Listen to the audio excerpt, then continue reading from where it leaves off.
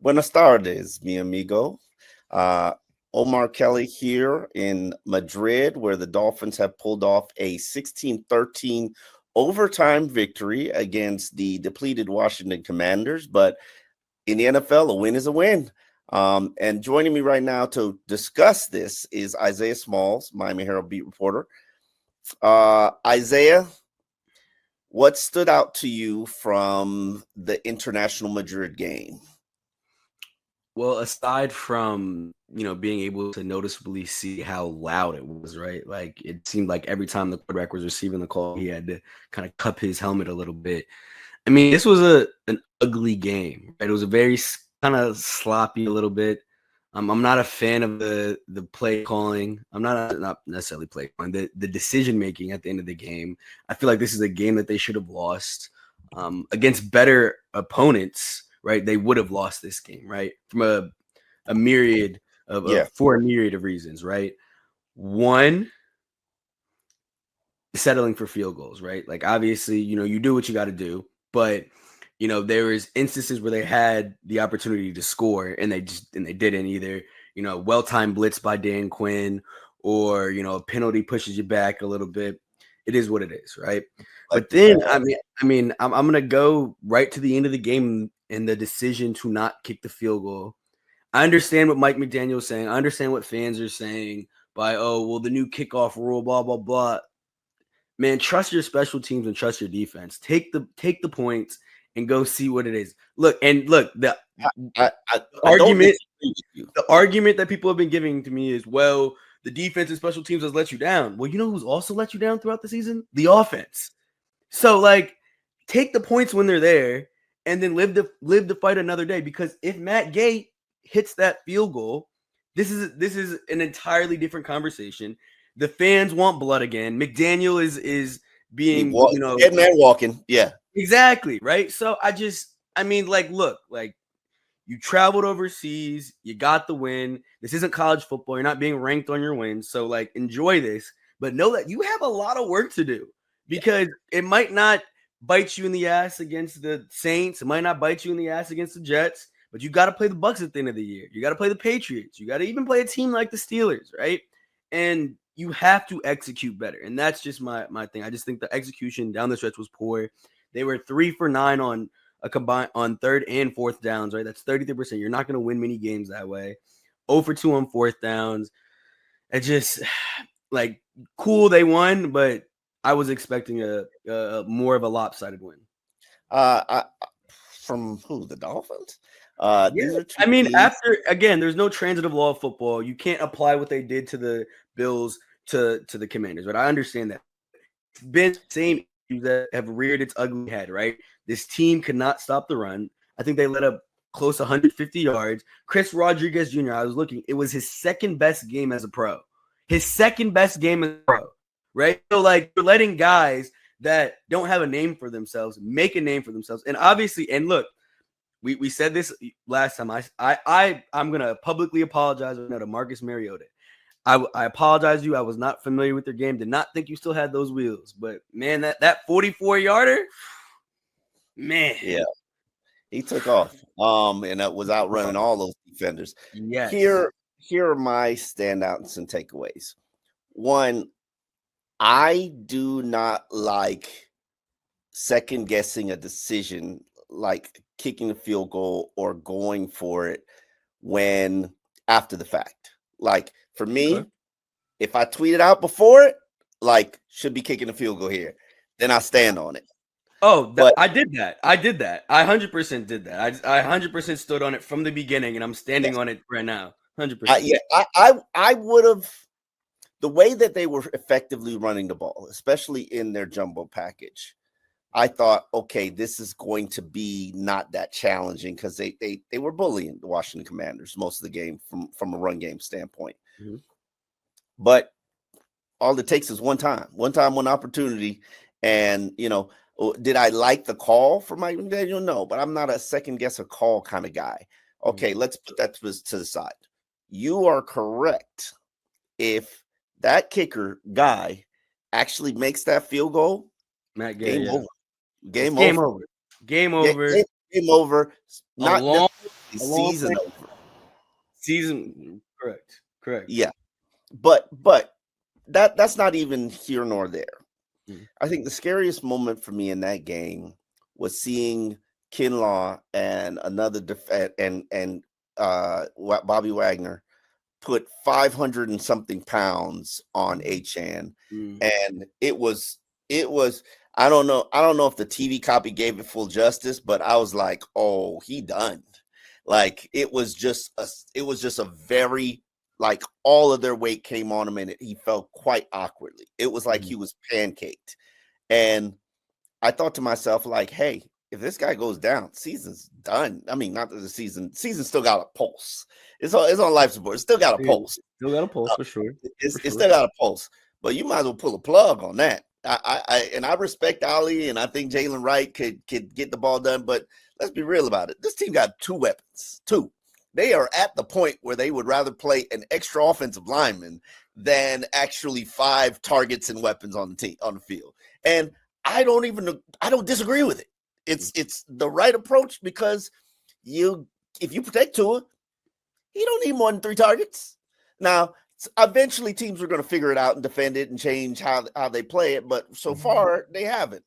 So the Achan injury was a little bit scary.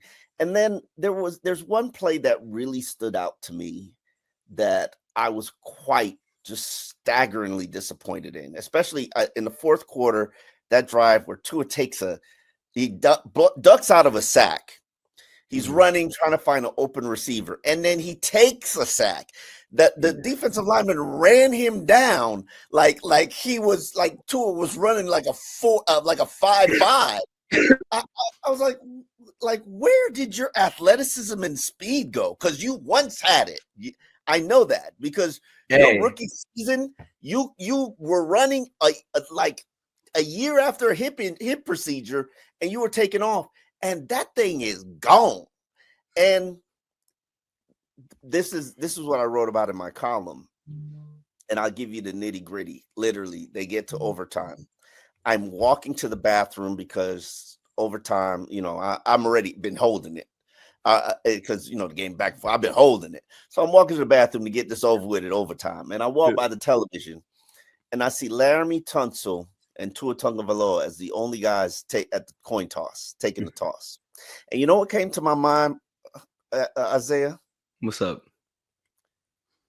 This is the reason they tanked, and the bounty of picks from the Laramie Tunsil trade was supposed to create the future for the Miami Dolphins. So the 2 players that were the beginning of the Chris Greer era, and Laramie Tunsil was Chris Greer's first draft pick in 2016. The beginning of the Chris Greer era, and the reason that it has failed, and I do believe that it has failed, we're standing there on the field in Madrid in overtime of a sloppy 13-13 game. Wow. Ain't nobody looked like they were special. Achan looked pretty good. Of course. Patrick Paul looked pretty good. And I'm thinking to myself, like, man, I just wasted 7 years of my life. and I'm literally walking to the bathroom and I'm thinking to myself, I just wasted 7 years of my life with this organization because of these 2 individuals. And, not just them, but of course, there's a lot of bad draft picks, a lot of irresponsible contracts, a lot of course, bad hires. There's a whole lot of stuff going on. Yeah, but I'm like, man, and at that time, I said to myself, I don't care what happens the rest of this season. This can't, like, I can't keep living like this. Like, okay, let's just say the Dolphins go on and win 5 of the last 6 games that remains. Let's just say they get hot. Okay. And they go on and win 5 of the last 6 games. And then they get to 9-8.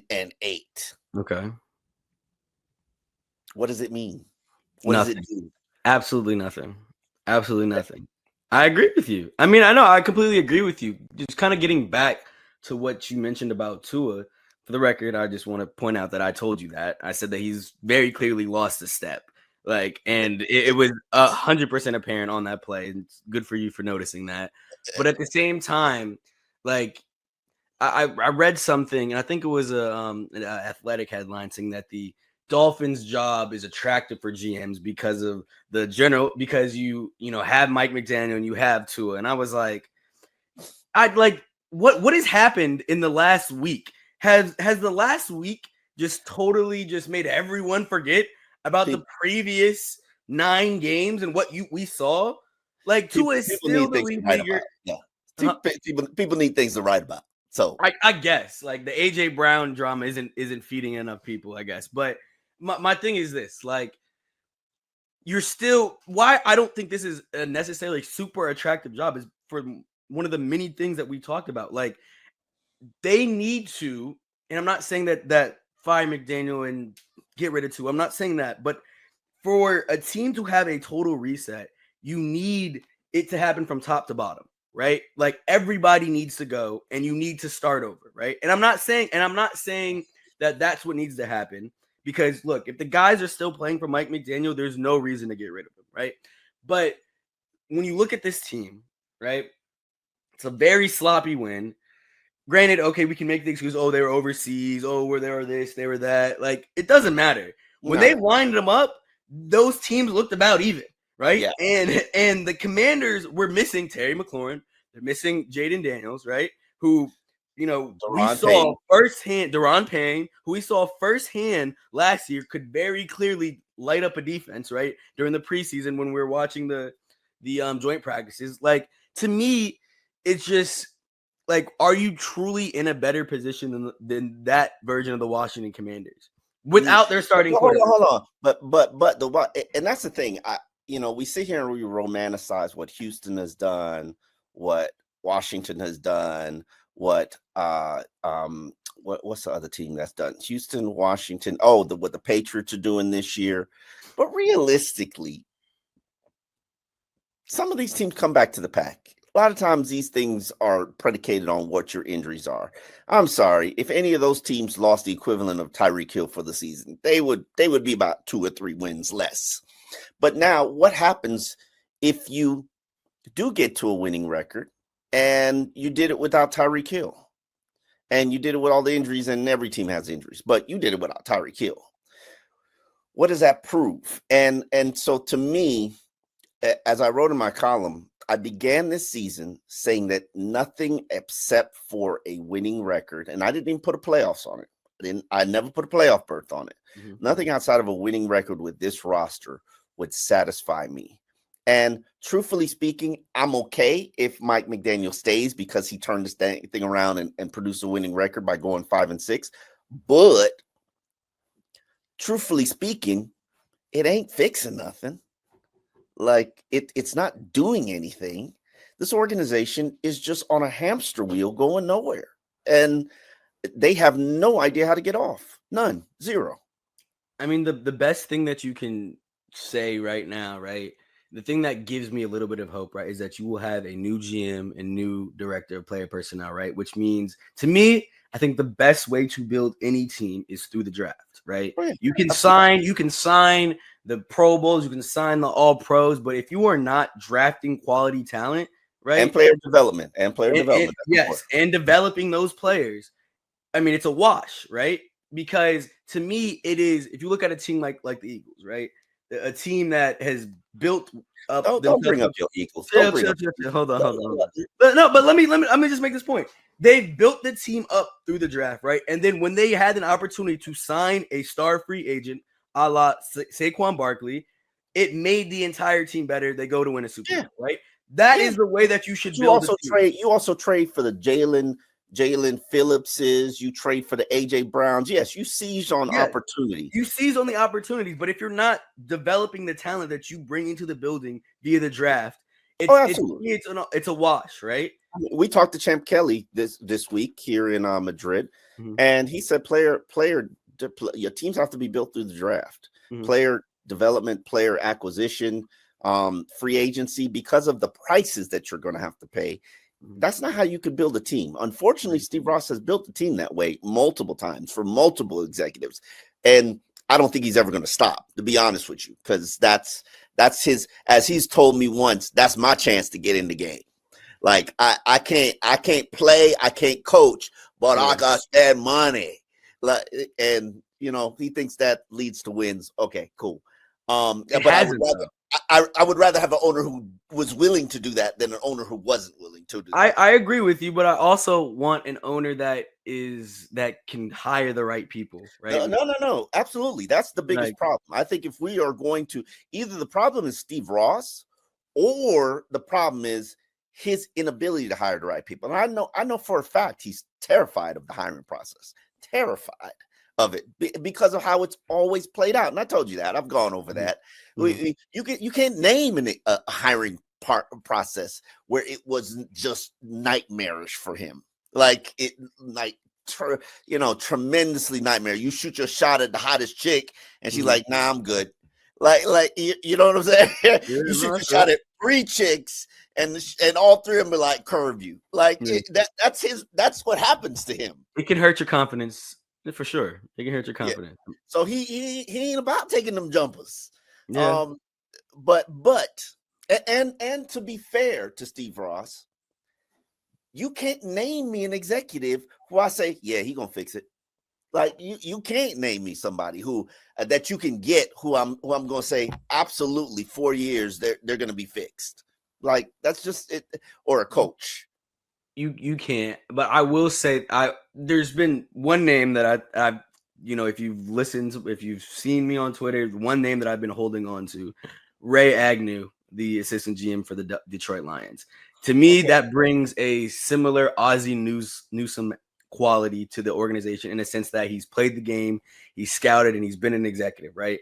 And now you can build the team in your image. And let's be honest, like that team has been built through the trenches as well, right? That Detroit team, hold on. That Detroit team is built in Dan Campbell's image. You're not recreating Dan Campbell unless you hire Dan Campbell.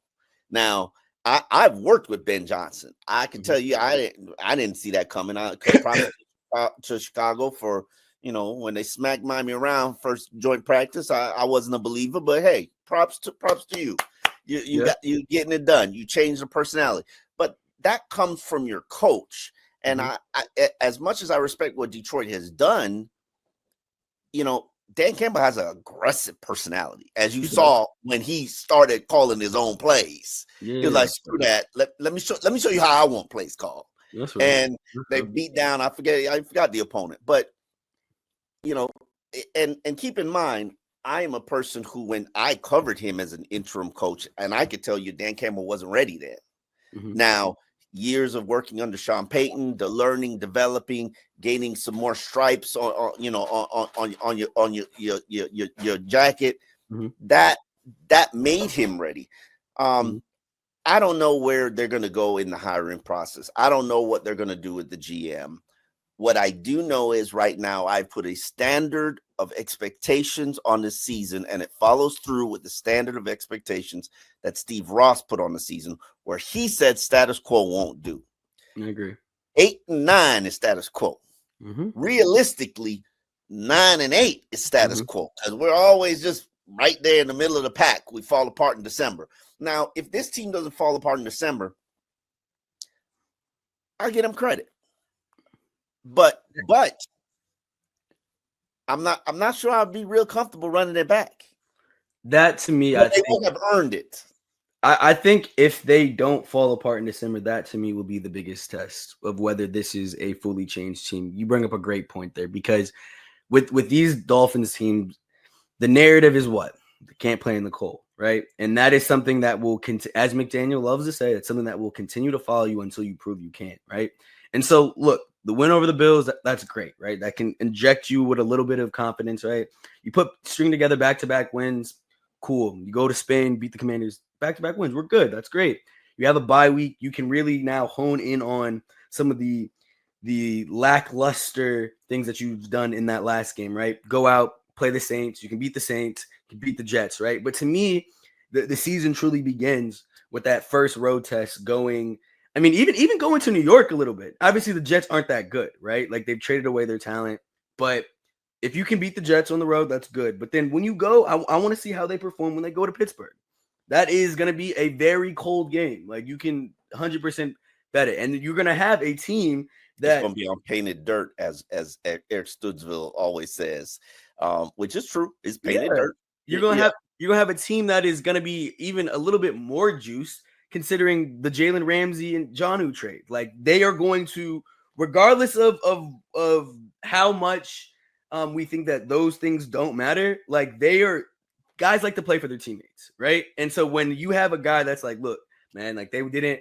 I know in Jonnu's case, and Jonnu's a great guy, but Jonnu's gonna be like, look, you saw what I did last year, and they didn't even want to pay me, right? Let's come on. Right, let's make them feel it, right? And so, and obviously, Jalen's like you tried to make me out to be the bad guy in the locker room, bad character, like exactly, y'all just soft, exactly. Like, and so, I think that to me is going to be the true test of whether this is a change team, right? Because look, we can make all the excuses in the world. We can say, oh my God, like they're actually coming together. They're really doing it. But like, I can't get over the fact of how sloppy that game was today. Like it wasn't the lack of third down execution was really just disappointing. I don't think I've ever been this disappointed in a win. And not because like I believe that they should tank either.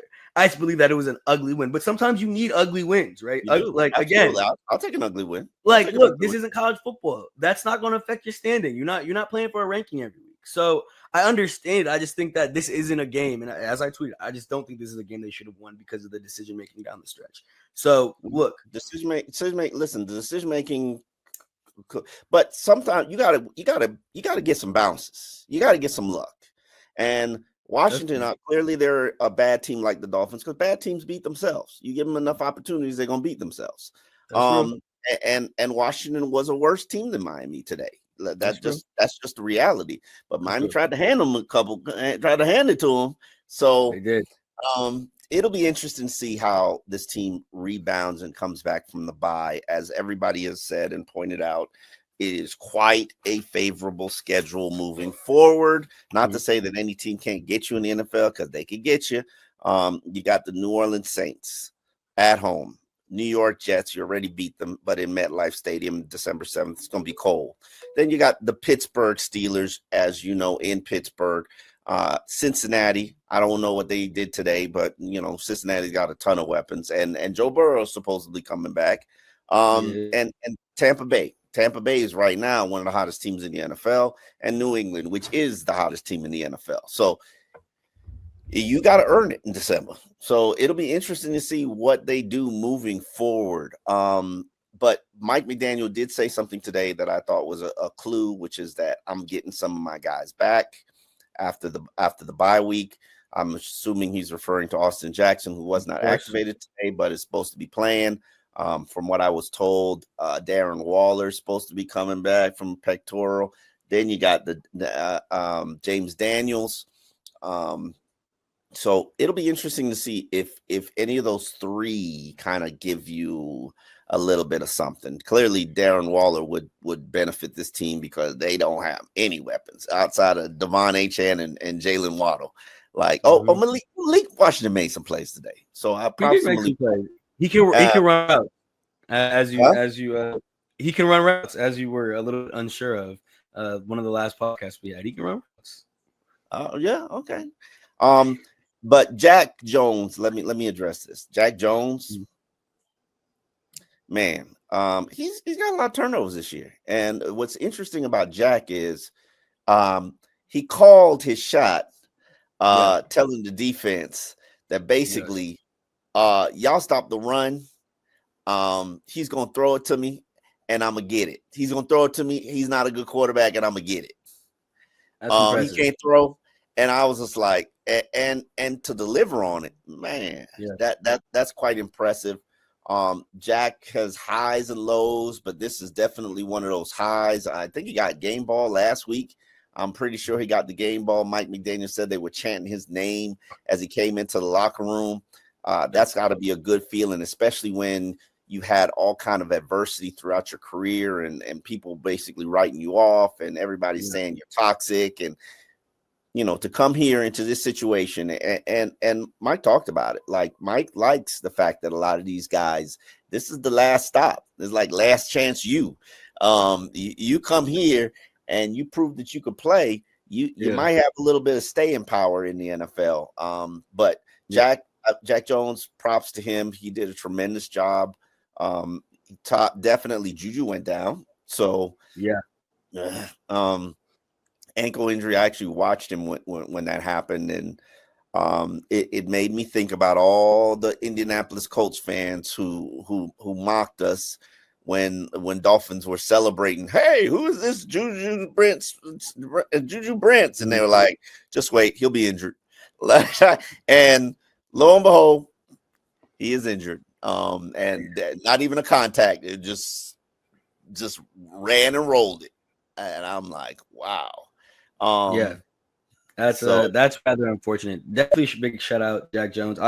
As I've said on this podcast several times, I love that personality from a cornerback, right? I'd rather have someone that is that sort of aggressive, that is willing to call a shot, that is willing to talk his talk, rather than someone that is a little bit meek, specifically at that position, right? And I say this to say he's also grown as a player, right? I remember when we got a chance to talk to Arujo, the cornerbacks coach, during training camp. We asked him about Jack Jones and, what is the one area. Well, I specifically asked him about this because I think this was a one-on-one. People had already moved on, but I was like, what is like the one area that you believe Jack Jones is improving? And he said his eyes.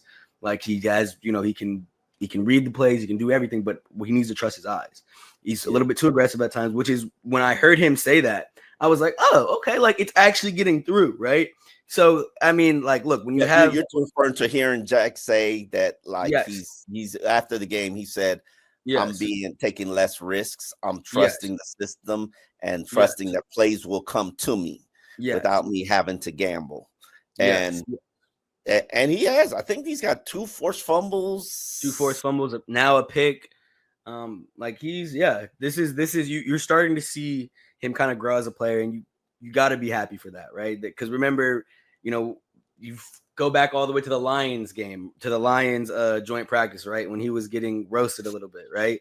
Yeah. Like he's a guy that was very obviously sure of himself because he wanted that matchup because him and Amon-Ra, did some battles back in Cali, but he was also very open with his performance, right? Like, I got cooked, right? And so from that to now, right? Like, this is why I love the NFL, because you can see players actually grow in real time, right? So shout out him, man. Definitely deserves all of the praise and love that he's getting right now for making a hell of a play. So a game-winning play. And as I wrote, Mike McDaniel needs to donate a portion of his salary to Mr. Jones, because if he doesn't make that pick, God knows what happens. We might be talking about that the game-winning touchdown from the Commanders, man. So who knows? Yeah, it's crazy because it's interesting to see where this team is right now, 4-7, with a chance to probably maybe get back to 7-7, and see what's shaking. This is a very schizophrenic Dolphins team. They just have multiple personalities. The question is which one is going to show up on Sunday. Right now they got a bye. Mike McDaniel is safe. Champ Kelly's in charge, and we will see. And your offensive line is coming back. We will see how much better it makes this Dolphins team moving forward as they continue to close out the season with the final 6 games. As I said, my bar is got to win 5 of 6. I'm not entertaining 4 of 6 because 4 of 6 is still a loser. 5 and 6, you got to be a winner. On that note, Dolphins in depth, we are out, and it is the bye, so we will see you next week. More in 2 weeks, actually.